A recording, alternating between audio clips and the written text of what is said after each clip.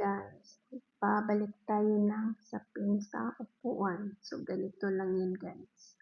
Minamadali ko na lang. Ganito yung wala ng sapin.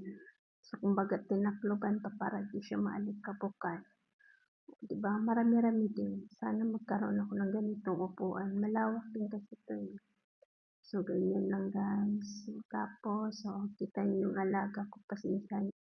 Diyan na yung alaga ko dyan. Hindi talaga mawawala yun sa akin. Talagang nakapuntot yan sa anak ko. Diba ganun nakabilis. So, tinatakpan na kasi para hindi siya maalikapukan kasi hindi naman siya araw-araw na ginagamit. Minsanan lang. Para upang di maalikapukan, so takpan. Diba?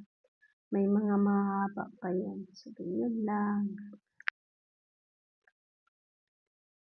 Mainit na malamig. Maganda sana ang panahon dyan. Pag sa labas kasi, malamig ay mainit na malamig.